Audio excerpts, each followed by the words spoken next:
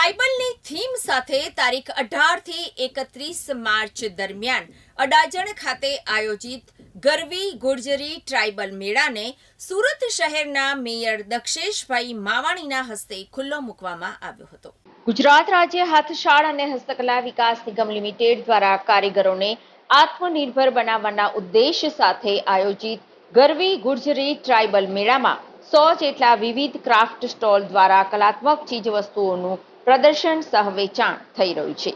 Vocal for local નેમને સાકાર કરતો ગરવી Gurjari tribal મેળો હાથશાળ અને હસ્તકલાની કારીગરી માટે ઉત્તમ આજીવિકાનું ઉત્તમ પ્લેટફોર્મ બન્યું છે।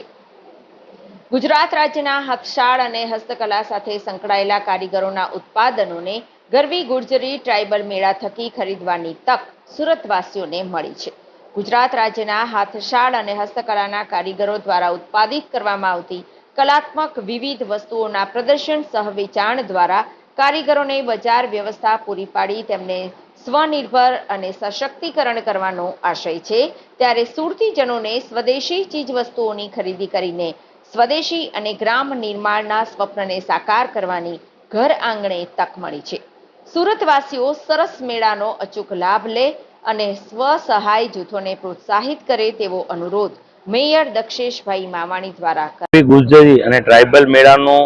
ઇનોગ્રેશન થયું છે। સુરત ખાતે 100 જેટલા અલગ અલગ ટ્રાઇબલમાંથી જે બહેનો કામ કરે છે તે પોતાની જાતે કામ કરીને આજે શહેર લગીન પોતાનું વેચાણ કરીએ કે એ માટે સરકાર દ્વારા ટ્રાઇબલ મેળાનું આયોજન થાય છે અને ગામની બહેનોને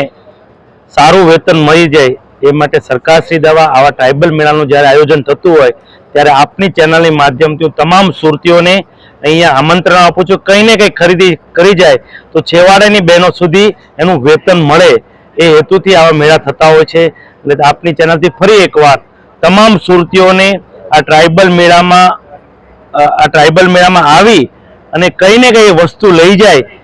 એવી અપીલ કરું છું। આના કારણ કે છેવાડાની બહેનો જે ટ્રાઇબલમાં ઘરે ઘરે કામ કરતી હોય એ બહેનોને પોતાની સ્કિલથી જે વસ્તુ બનાવી હોય એને શહેરીકરણનું શહેરીના ભાવેથી મળી રહેતું હોય તો તે લોકો પણ એકવાર આપણી સાથે સમરસતાથી સમૃદ્ધ થઈ શકે તે હેતુથી આવા મેળાનું આયોજન થતું હોય છે। વધારે નહીં કહેતા ફરીવાર તમામ સુરતીઓને આવા મેળામાં આવી અને ટ્રાઇબલની બહેનો આદિવાસીનો બહેનોને આ ગરવી ગુર્જરી દ્વારા ટ્રાઇબલ મેળાનું આયોજન કરેલ છે। તારીખ 18 થી 31 નું આયોજન છે અને અહીંયા મેયરશ્રી દ્વારા આ આયોજનને ઉદ્ઘાટન કરેલ છે અને આ મેળામાં અવનવી આઇટમો દાખલા તરીકે હેન્ડીક્રાફ્ટ, હેન્ડલૂમ અને જે ગુજરાતના અલગ અલગ વિસ્તારમાંથી આવેલી છે, દાખલા તરીકે આપણે કચ્છમાંથી છે, અમદાવાદથી છે, બરોડાથી છે, બધા અલગ અલગ જ્વેલરી છે, ચાદરો છે, પછી કચ્છની આઈટમ કચ્છી છે, એ બધી આઈટમો આવેલી છે અને તારીખ 18 થી 31 સવારે 11 થી સાંજના 9 સુધીનો આ રાખેલ છે કાર્યક્રમ અને મેયરશ્રી દ્વારા આ કાર્યક્રમનું આયોજન કરેલું છે અને ગરવી ગુર્જરી દ્વારા આ સ્પોન્સર થયેલો ટ્રાઇબલ મેળા છે અને આપશ્રી સૌ બધા મુલાકાત લેવા માટે કઈ જગ્યા ઉપર અને હની પાર્ક જ્યોતિન્દ્ર દવે ગાર્ડનની બાજુમાં એસએમસી પાર્ટી પ્લોટમાં આ વસ્તુ Gujarat state handloom and development government દ્વારા ટ્રાયબલ મેળાનું આયોજન અહીંયા કરવામાં આવ્યું છે। 18 માર્ચથી 31 માર્ચ સુધીનું છે અને હું અહીંયાની આર્ટિઝન છું। મારું પોતાનું ખાદી કાપડમાંથી કુર્તીસ છે, બ્લાઉઝીસ છે,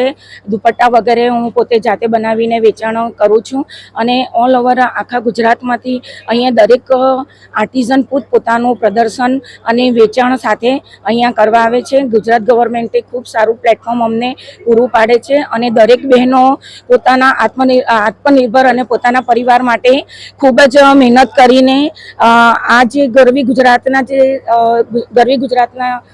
જે હોદ્દેદારો જે મહેનત કરે છે અમારી પાછળ તેમને હું આવકારું છું અને અહીંયાની દરેક બહેનો પોતાના પગ ઉપર ઊભા રહીને પગભર થઈને પોતાનું પરિવારનું ગુજરાન બહુ સારી રીતે ચલાવી શકે છે અને પોતાના બાળકોને પણ સારી રીતે ભરણ પોષણ કરે છે। તમારા સ્ટોલમાં શું વિશેષતા છે કે લોકોને ગમે?